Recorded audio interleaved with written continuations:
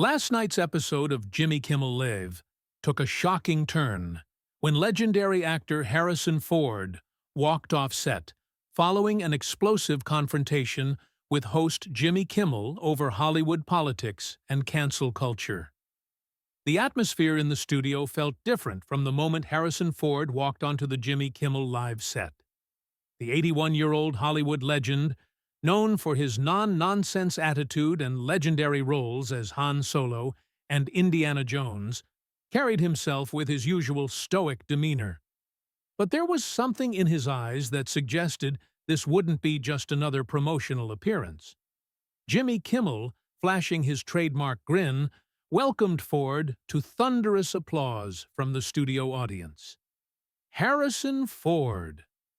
Everybody, the man, the myth, the legend, Kimmel announced, his voice carrying that familiar late-night host enthusiasm that had made him a household name.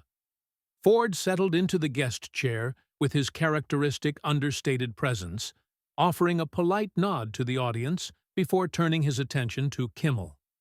The initial pleasantries went smoothly enough. Discussion about Ford's latest project, a few light-hearted anecdotes about working with various directors, and the obligatory stories about his famous on-set injuries that had become part of his public persona. But as the interview progressed, Kimmel began steering the conversation toward territory that would prove to be a minefield. You know, Harrison, you've been in this business for over 5 decades. You've seen Hollywood change dramatically. What do you think about how the industry handles controversial figures these days? Ford's expression shifted almost imperceptibly, his jaw tightening slightly.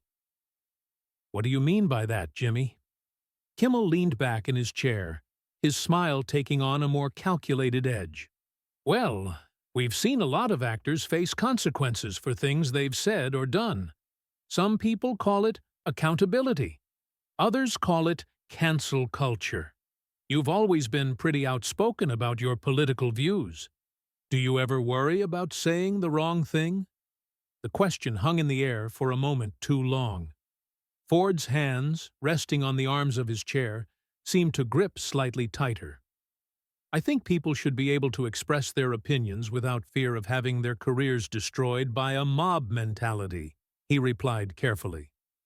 Kimmel's eyebrows rose slightly, sensing an opportunity. That's interesting.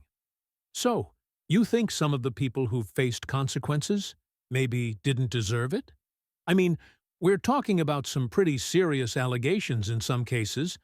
I'm talking about the principle of the thing, Ford said, his voice maintaining its characteristic growly tone, but with an underlying tension. There's a difference between holding people accountable for genuine wrongdoing and destroying someone's livelihood because they expressed an unpopular opinion or made a mistake years ago. The studio audience, which had been periodically chuckling at Kimmel's jokes throughout the evening, grew noticeably quieter.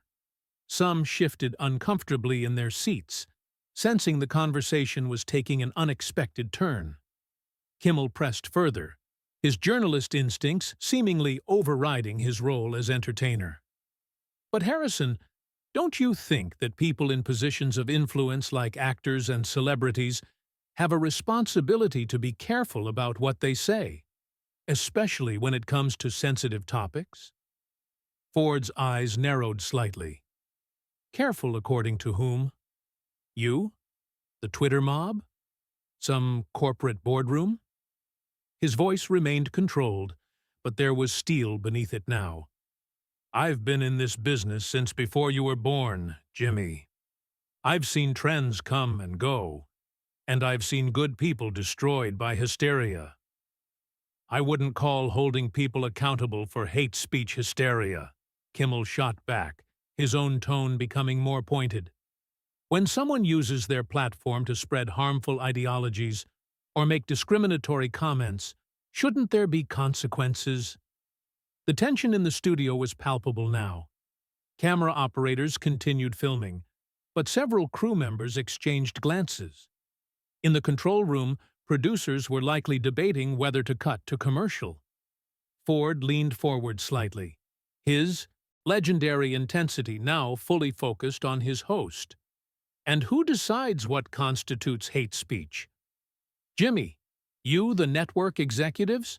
Some algorithm designed by 20-some programmers in Silicon Valley? He paused, letting the question hang. Or maybe it's decided by talk show hosts who think they're arbiters of moral authority. The comment hit like a physical blow. Kimmel's practiced smile faltered for just a moment, replaced by something harder. I think most reasonable people can recognize hate speech when they see it. Harrison, we're not talking about complex philosophical debates here. We're talking about basic human decency. Basic human decency, Ford repeated, his voice carrying a tone that suggested he found the phrase inadequate. That's a convenient phrase, isn't it? Broad enough to mean whatever you want it to mean. The audience was now completely silent, sensing they were witnessing something unprecedented. This wasn't the usual playful back and forth between host and guest. This was something raw and real, and it was happening live on national television. Kimmel, perhaps realizing he was losing control of the interview, attempted to regain his footing. Look, I think we can all agree that racism, sexism, and bigotry are wrong. When public figures promote those things, they should face consequences. That's not controversial. That's just. There you go again, Ford interrupted, his voice cutting through Kimmel's words like a blade. Defining the terms of the debate to suit your narrative. Kimmel's face flushed slightly, his professional composure beginning to crack. I'm not defining anything, Harrison. I'm just pointing out that there are consequences for harmful behavior. That's how society works. Society. Ford's laugh was dry and humorless. Or is it how your particular corner of Hollywood works? Because last I checked, society includes people who don't live in Malibu mansions and don't get their worldview from entertainment industry group think. The comment struck a nerve. Kimmel's smile disappeared entirely, replaced by barely contained irritation. That's rich coming from someone who's made millions playing characters that gun down bad guys without consequence. Maybe you're just upset because the real world has more nuance than your movies. Ford's eyes flashed dangerously. Don't lecture me about nuance, Jimmy. And don't pretend that what you do here is anything more than performance art, designed to make your audience feel superior to people they've never met. Performance art? Kimmel's voice rose slightly, his careful host persona slipping further. I'm trying to have honest conversations about real issues. Maybe that makes you uncomfortable because you've spent so long hiding behind fictional characters, though. Studio felt electric now, charged with attention that had everyone on edge.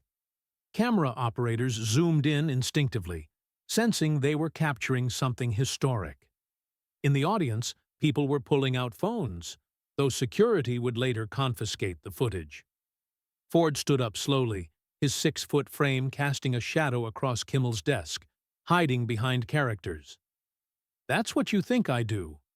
His voice carried decades of gravitas, the same intensity that had made him one of cinema's most compelling leading men. Let me tell you something about hiding, Jimmy. At least when I play a character, I'm honest about it. I don't pretend to be something I'm not. Kimmel remained seated, but leaned forward aggressively. What's that supposed to mean? It means you sit behind that desk every night, pretending to be some kind of moral authority, when really you're just another entertainer desperate for applause, Ford replied, his words cutting through the studio, silence like glass.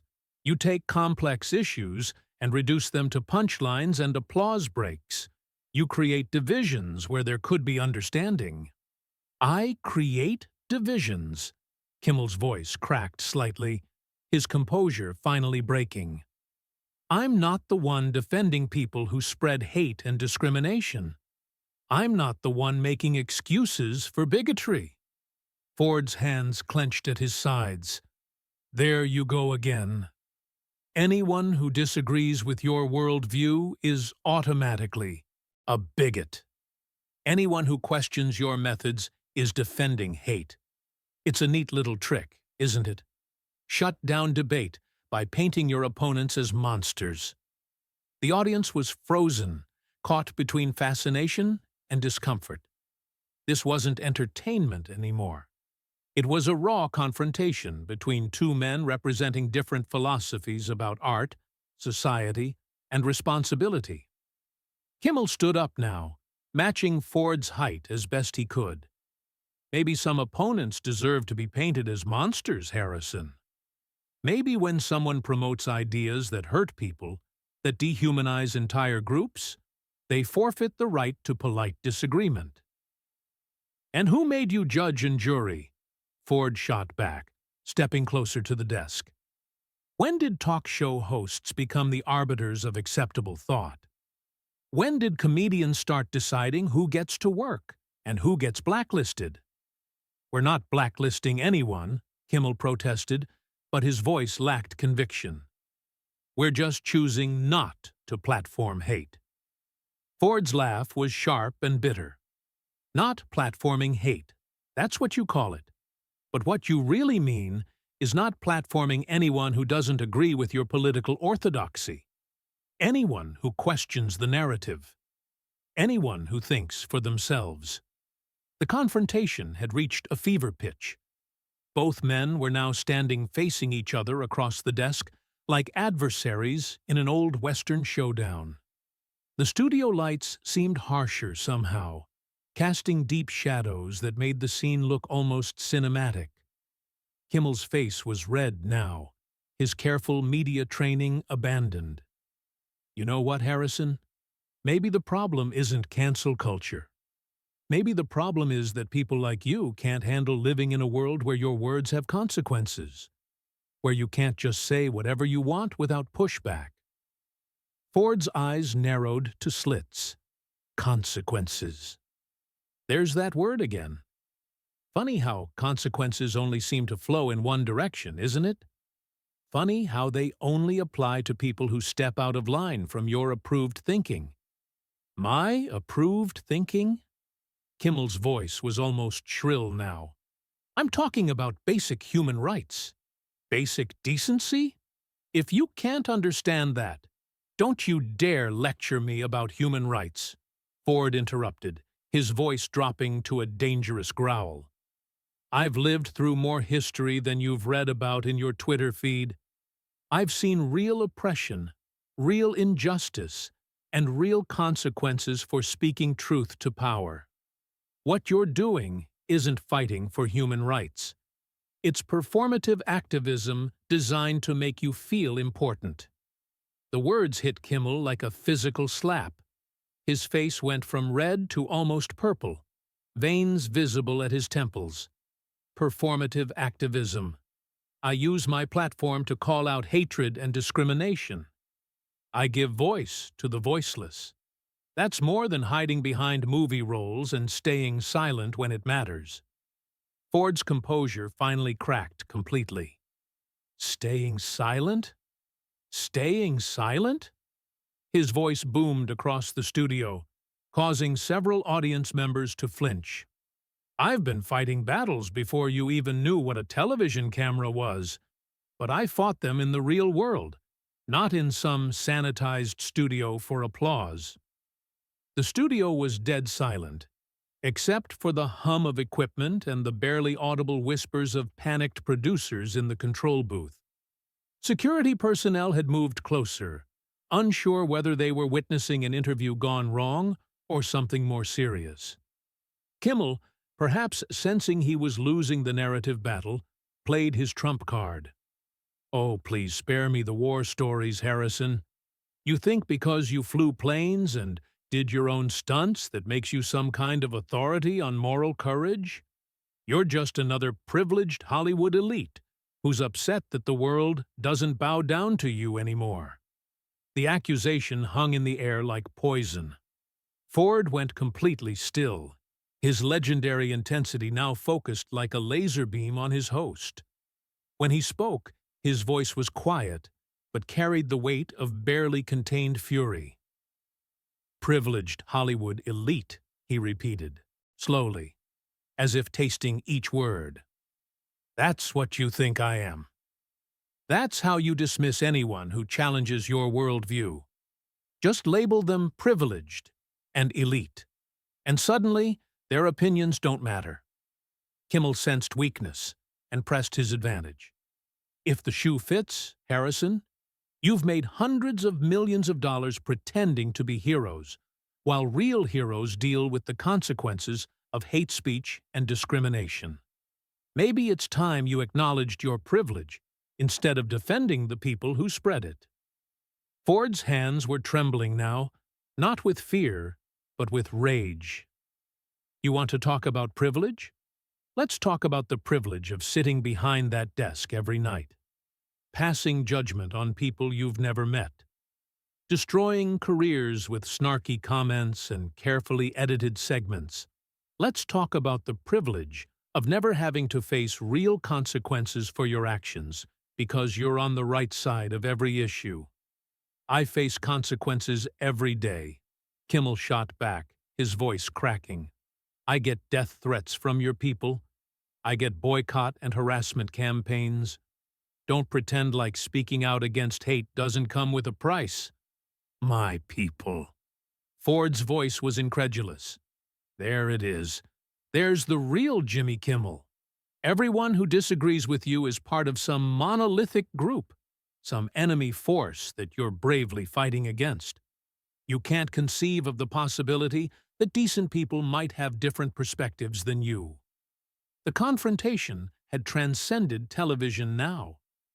This was primal.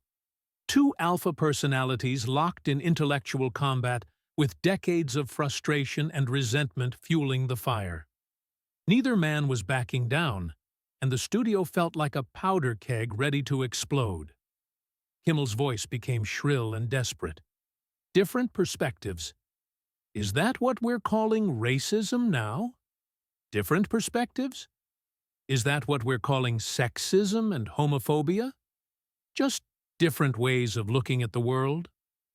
Ford stepped around the desk now, closing the distance between them. "You keep using those words like talismans, like magic spells that automatically win arguments. But you know what? I'm not afraid of your labels anymore. I'm not afraid of your Twitter mob or your cancel campaigns." "Maybe you should be," Kimmel replied, his voice dropping to match Ford's intensity.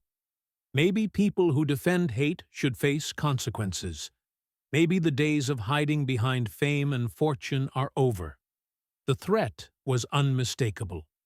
Ford's eyes blazed with an intensity that had once made him one of Hollywood's most commanding screen presences. "Is that a threat, Jimmy? Are you threatening me on national television?" Kimmel realized he'd gone too far, but couldn't back down now. "I'm just saying that actions have consequences. Words have consequences. Maybe it's time you learned that." Ford laughed, but there was no humor in it whatsoever. "Consequences from you, a man who's never done anything more dangerous than tell jokes to a studio audience." He paused, his voice dropping to a whisper that somehow carried more menace than shouting. "You have no idea what real consequences look like." The studio was holding its collective breath. Cameras continued rolling, but everyone knew they were witnessing something that would either be buried forever or become one of the most infamous moments in television history.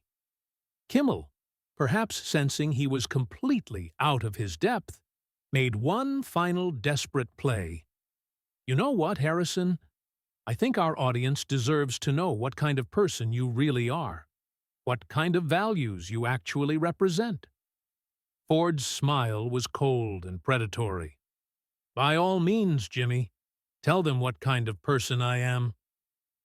Kimmel's confidence wavered for a moment as he stared into Ford's steely gaze, but his ego wouldn't let him retreat. "Fine. I think you're someone who's so insulated by wealth and fame that you've lost touch with reality. I think you're someone who defends bigotry because it doesn't affect you personally.